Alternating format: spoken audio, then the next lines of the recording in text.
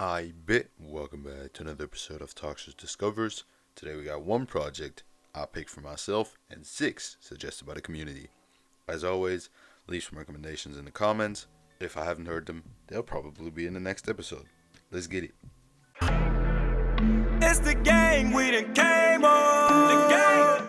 As always, starting off with the project I picked for myself, which this time is Post Malone, Stoney, which makes the last project that I hadn't heard from Post Malone.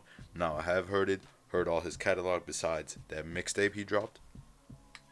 And I gotta say, I've heard a lot of people, including, for example, Tommy Craze, say that Post Malone fell off, or like his music got more pop with the time and his music got worse with time.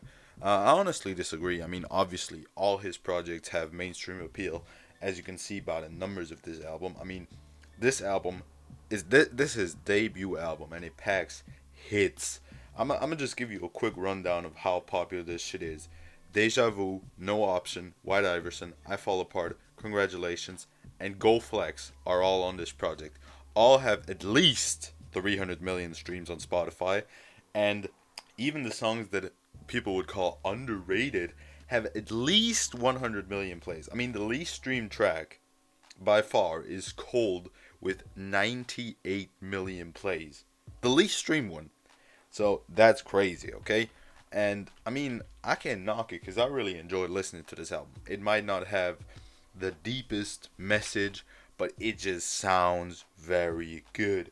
I mean, I could have just picked like the hits like Deja Vu, White Iverson, I Fall Apart, or like Congratulations for my favorite. But I tried to pick the ones that might be still popular because any track from this album is popular, but less popular than the ones that had been all over the radio once this album dropped. So I picked No Option and yours truly, Austin Post, as my favorite tracks.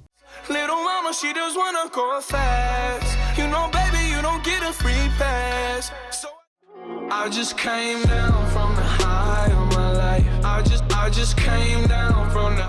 Yeah, and overall, I think this project is just really, really good. If you're in for a listen where you just lean back, listen to the sound, and maybe add a couple tracks to your playlist, this is exactly what you want to have. I'd give it an 8.25 out of 10. Now we get into the project suggested by the community. The first one being the album that gave this video its title. Global Meltdown by Global Dan, suggested by JVF714. Once again. Now, see, this project, unoriginal but catchy. I present to you a white boy that listened to Juice WRLD and said, I could do this too. This album, from flows, hooks, and themes, is Juice WRLD as you can get without obviously being him. It's like it's the type of music that like sad 15-year-old white boys crying themselves to sleep with. You get what I'm saying? It's the music you bump around girls and they be like, I usually don't like rap, but this slaps.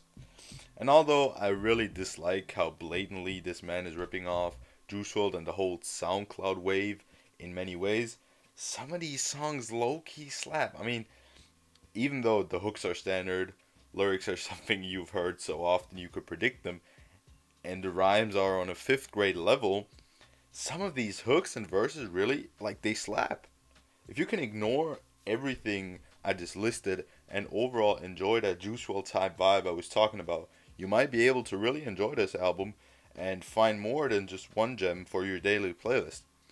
I personally would call High Life and We Lit as my favorites. Take my life, I'm alright. Try to cut me off, now blow my brains out. She saw my dick for a fucking purse. I got a Uzi inside a vert. The Gucci or Louis all on my shirt. She wanna fuck. But outside of them, most of the tracks are just too cringy for me. The features were something also pretty interesting. I mean, Young Pinch, G-Eazy, young bands. He also had a couple of his homies, but I've never heard of a single one of them. So, I don't know. Overall, solid project. I'd give it a 6 out of 10. Not because I think it sounds bad or it is overall trash. It just... the way he's ripping off that whole SoundCloud wave. I know this album was released back in 2019. But this just sounds like a Juice WRLD album, copy and paste. And I don't know. I don't really like it. Next project suggested by the community. Do It For Demon by Sahbabii. Suggested by the man, Kieran Cartwright. Now this project is pretty interesting. I think the way Sahbabii overall flows and uses the production on this project is something really different from many artists I've heard. It's not the first time I've heard a Sahbabii project, but I feel like this one is definitely something new. And honestly, I'm pretty sad I heard this now because this could have been the top 100 album of 2021 easily. While I don't think every track is a banger, overall the whole vibe and the cohesiveness this album has is really special. And overall, that whole chill, laid back type of sound did really hit me as something really enjoyable. Overall, I would say Rewind and Believe It are my favorite tracks, although there are more tracks that could be added to that.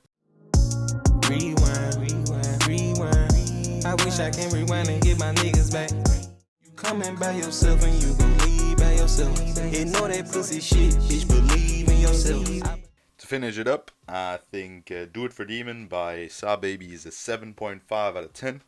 It has, well, everything you need from that project. Obviously, maybe not the best rhyme schemes or whatever, but still pretty solid. 7.5 out of 10. I think it's something you can really bum. Double M Entertainment suggested the Drought 3 by Lil Wayne, which he was kind of cheating on that one because that project is a double disc project, which means I listened to basically 2 albums with 14 and 15 tracks.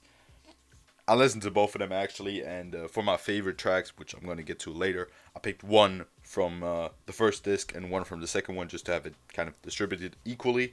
I do think the second disc is way better overall. I don't know. I feel like it has more hype Wayne, which, at least on this project, is easily my favorite. I mean, it also has the Dead Presidents remix from Wayne, which I feel like anyone who jumps on the Dead Presidents like remix from Jay-Z, I think anyone who jumps on that beat does well. Like, I've heard Logic, Wayne, Nas, like everyone, obviously Jay-Z himself, everyone bodies that beat. So does Wayne, and overall I feel like the second part is just better. The production for the whole project is really, really good, and even the flows and rhymes and like punchlines by Lil Wayne, I think they're great. I think this might be one of my favorite Wayne projects, honestly. It's nothing I would again listen to in one listen just because it's 29 tracks long. I think well over an hour and 30 minutes. So really something you have to take time for. But I enjoyed it, and my favorite tracks, again, from disc 1, Black Republicans, and from disc 2, Blooded. Fun fact, if you didn't know, Lil Wayne fucks with the Bloods. After this project, you will. Feel covenant, been at Cake Day Lake like Ed Sullivan. Fly like an eagle, but no, I'm not Donovan.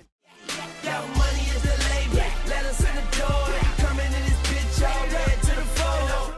Yeah, and overall, with that being said, I think the project is an 8 out of 10. Man, Double M Entertainment said in his comment that this will be the last Wayne project. I'm kind of sad about that because I enjoyed the recent ones. But I'm also hyped to see what new mixtapes he's coming up with, or maybe he's suggested an album. We'll see. White Ceilings by whiterosemoxie, suggested by Ari the Cat. Again, this is not the first whiterosemoxie project I've heard. I've heard his 2021 project. This is from 2018, so a lot earlier.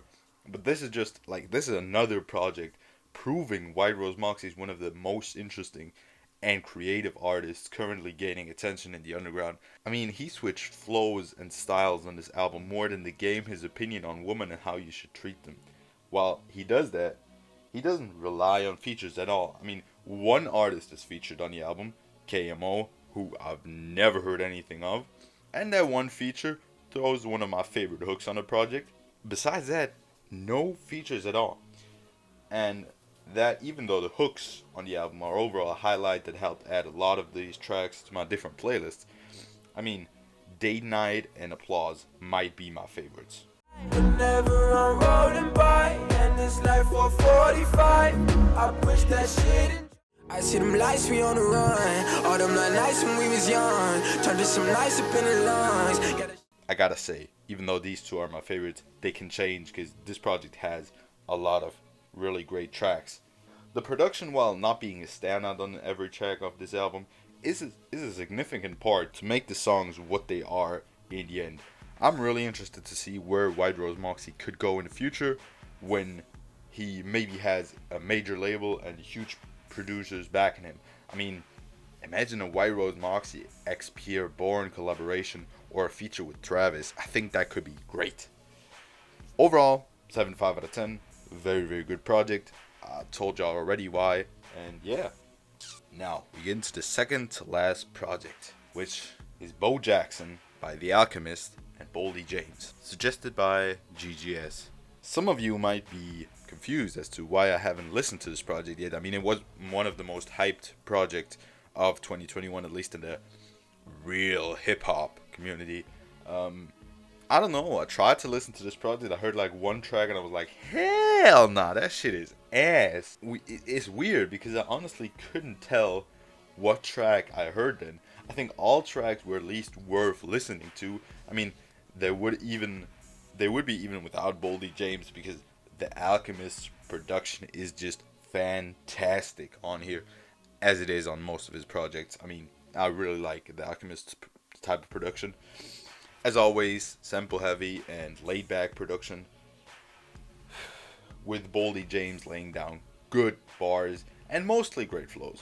Although they were mostly great, the flows were also one of the small flaws on this project. Not because they were offbeat or anything like that, but sometimes they didn't really feel like he was trying. And not in a good way, like not in a like he's effortlessly flowing over that beat is great. More in a like, I've tried this once, it's not great but good enough way. Like, I don't know if y'all can get what I'm saying. Obviously this is something rare and really just on here because I struggled to find anything about this album I could really criticize.